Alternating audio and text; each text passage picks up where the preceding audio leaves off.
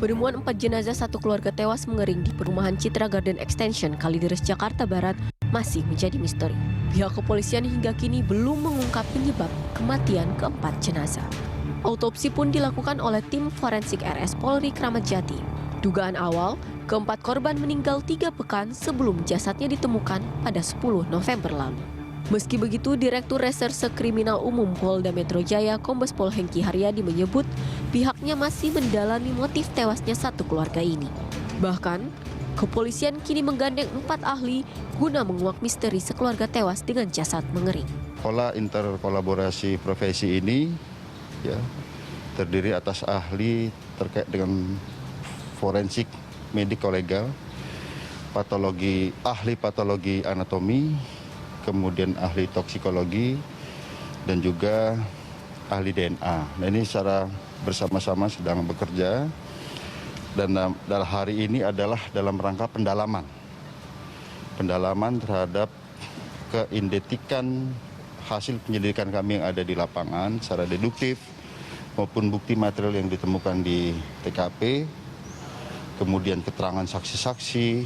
Nah, kita padukan dengan kegiatan pada hari ini, pendalaman, yaitu pemeriksaan secara mendetail terhadap 4 jenazah korban ini. Tak hanya itu, sore kemarin pihak kepolisian juga melakukan olah TKP pendalaman. Hasilnya, penyidik menemukan sejumlah bukti baru, salah satunya yakni tumpukan sampah makanan di bagian belakang rumah. Usai penemuan bukti baru ini, tim forensik gabungan langsung melakukan pemeriksaan terhadap keempat jenazah di RS Polri. Pemeriksaan ini untuk memadukan temuan baru di TKP dengan kondisi jenazah. Pemirsa, kasus tewasnya satu keluarga di Kalideres, Jakarta Barat masih menyisakan misteri.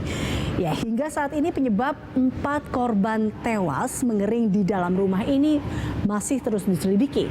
Bahkan sudah ada 4 ahli yang dihadirkan dalam penyelidikan, dan yang terakhir ini Polda Metro pun gandeng Apsifor untuk mengungkap misteri ini. Kita akan membahas terkait dengan misteri satu keluarga tewas mengering ini bersama dengan sejumlah narasumber yang telah hadir bersama kami dalam studio BTV Semanggi. Ada Bapak Trubus Rahadiansyah, pakar sosiologi hukum Trisakti. Terima kasih Pak Trubus. Dan juga ada Prof. Adrianus Meliala, kriminolog UI. Terima kasih Prof. Terima kasih. Dan telah bergabung bersama kami melalui sambungan Zoom ada Dr. Budi Suhendar, dokter spesialis forensik. Terima kasih Dr. Budi telah bergabung bersama kami. Saya langsung ke Dr. Budi. Ini kalau melihat sudah ada 4 ahli yang diturunkan untuk mengungkap penyebab kematian ini. Kita lihat bahwa ada ahli forensik, mediko-legal, ahli patologi anatomi, ada juga ahli toksikologi dan juga ahli DNA. Anda juga spesialis forensik dan mediko-legal di sini, Dok. Tapi Anda melihat apa yang memang sulit ditemukan dalam hal ini hingga akhirnya membutuhkan ahli demi ahli untuk membuka tabir penyebab kematian satu keluarga ini. Baik, terima kasih Mbak Asrid. Jadi dalam penanganan kasus kriminal atau setidaknya kasus yang berkaitan dengan hukum, kolaborasi antar ahli adalah sesuatu hal yang biasa. Jadi bukan sesuatu yang aneh dan memang itu selalu dilakukan. Dalam kasus ini tentunya yang sangat krusial adalah penentuan sebab mati dan mekanisme mati daripada para korban ini.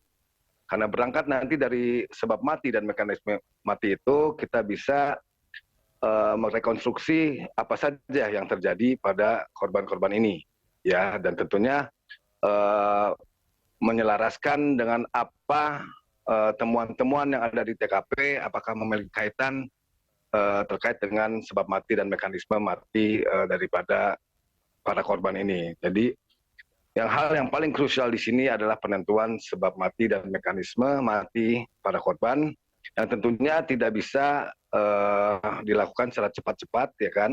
Yang penting adalah melakukan penelitian secara teliti dan mendapatkan temuan yang tepat, ya, berkenaan dengan sebab mati dan mekanisme mati. Butuh berapa lama, Dok, dan tentunya untuk mengetahui hasil sebab mati dan penentuan sebab mati ini?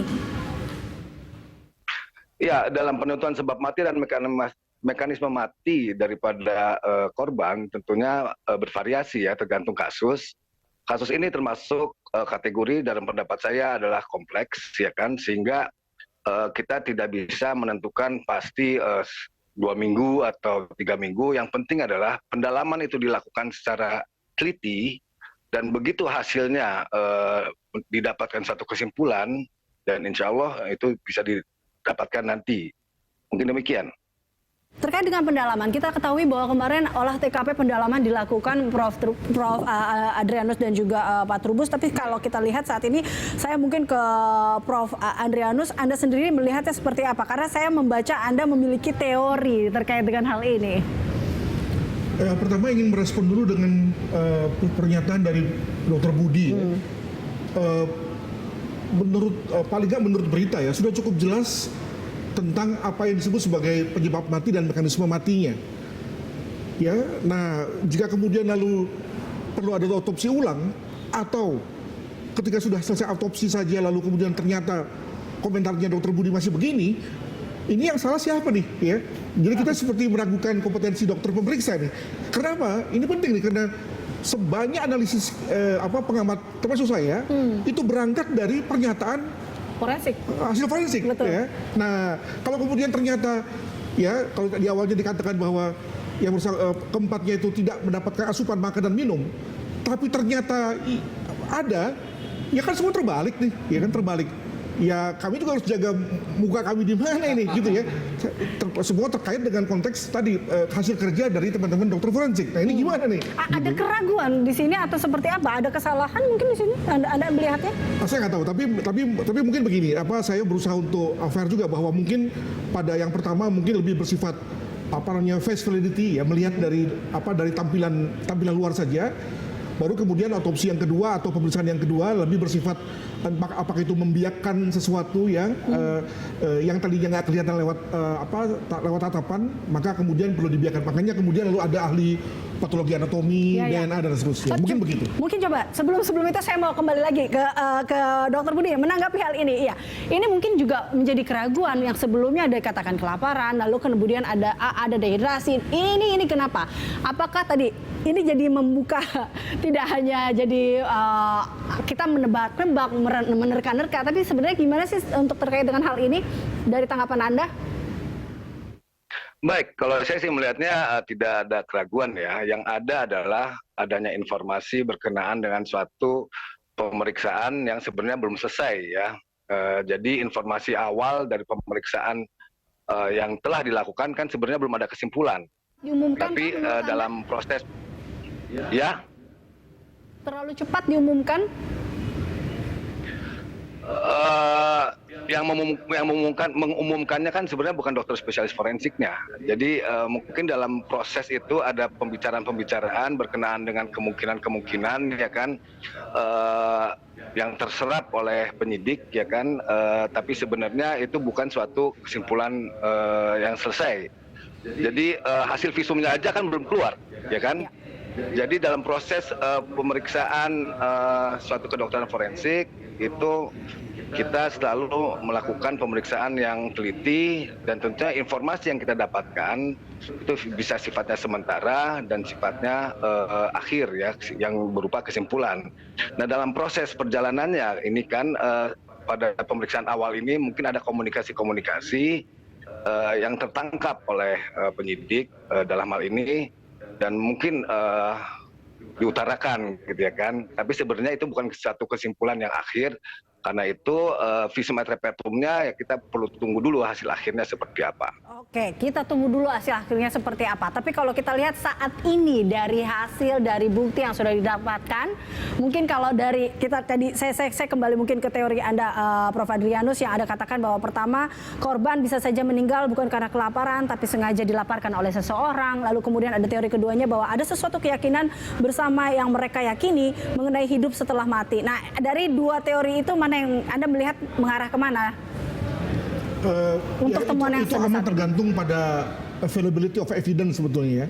Bukan suka-suka gitu ya. Kalau memang ada indikasi bahwa dari keempat itu sebetulnya tidak memiliki peranan yang sama ya.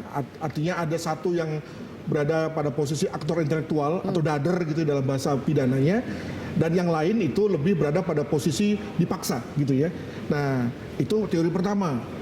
Teori kedua adalah bahwa keempatnya itu berada pada posisi voluntarily, ya, voluntary suicide. Jadi bersedia dengan sukarela lah untuk bunuh diri.